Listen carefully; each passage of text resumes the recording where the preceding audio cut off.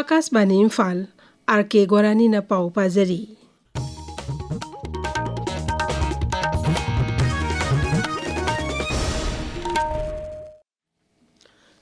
प्रधानमंत्री नरेंद्र मोदी का ब्रिटेन के प्रधानमंत्री कायर स्टारमर गंगासी वारी सानरगनी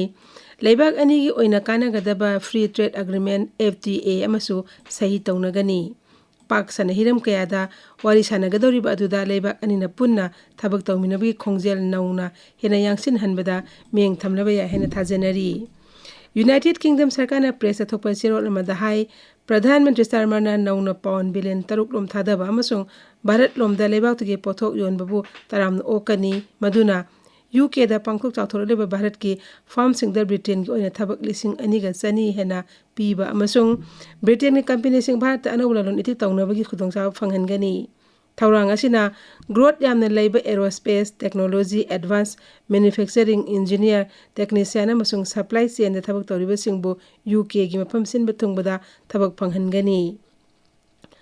मरक असिदा प्रधानमंत्री नरेंद्र मोदी ना लंदन दा थुंगलबा मतुंगदा मफम अदुदा लैबा भारत मचासिंगना महाकपो हराव तयामना उपिखिबा अदुगिदमक तौमल खंगबा उतली श्री मोदी ना हाई महाकी UK खोंगच असिना भारत अमसुंग UK की मरकता सेल थुंगी लमदा तुंग कोइना थबक तौमिनबा ngamहलगनी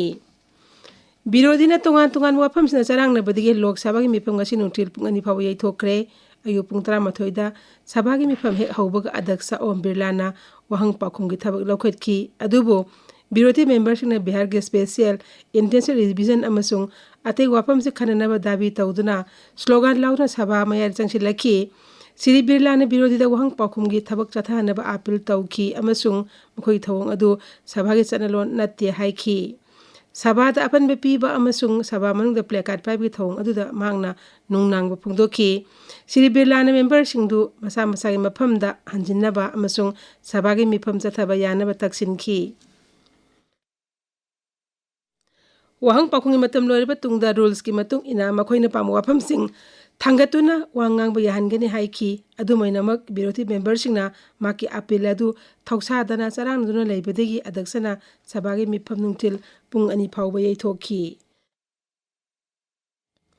अदुमैनमक चरांगनबा मरक्तुदा पेट्रोलियम अमसुंग नेचुरल गैस मंत्री हरदीप सिंह पुरीना लेबाक असिदा सीएनजी सिनबगा मै लैनबा वहंग अमगी पाखुम पीखी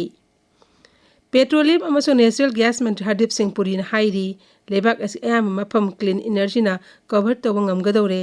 लोकसभा ngasi वहंग अमगी पाखुमदा श्री पुरीना हाई CNG अमसुंग PNG यावना मकल खुदिंगमकी एनर्जी होंदो होंजिन तौदनबा सरकारगी अचेतपा फिरेप लै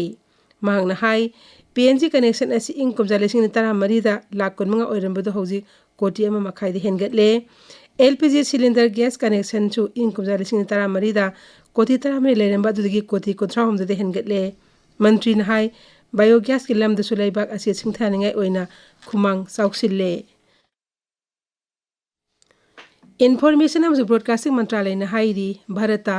पाउचे यावना से फोंग लाख अमगा लिसिंग 85 हेना अमसुंग लनाई टीवी चैनल 9 लैदुना लेबाक असी प्रेस अमसु मीडिया इकोसिस्टम दा यामना मटिंग लेबा लेबाक अमा ओइरे अमरोमदा दूरदर्शन की फ्री डिश तक भारत की लोल कयामरोम हेना हापसिनदुना फ्री डिश असी हेना पाकथोक साकथोक हले लोकसभा दा अइबो ओइना पीबा पाखुम अमदा इन्फॉर्मेशन अमसु ब्रॉडकास्टिंग राज्य मंत्री डॉक्टर एल मुरुगन ना high DD free dish platform की ई ऑक्शन दा भारत के लोल की चैनल सिंग रिजर्वेशन हेना थमले लेबाक असी ख्वाइदगी लिरबा फुटबॉल टूर्नामेंट दुरान कप की 153 एडिशन की इम्फाल लेक थासी 13 कुमल लंपाक मेन स्टेडियम दा हौनबा सेम साबा लोइरे इम्फाल सानगदबा ग्रुप F की अहनबा मैच दा त्राउ FC गा नेरोका FC गा सानगनी मथंगी मैच अगस्त अमदा इंडियन नेवी फुटबॉल टीम गा रियल काश्मीर FC गा सानगनी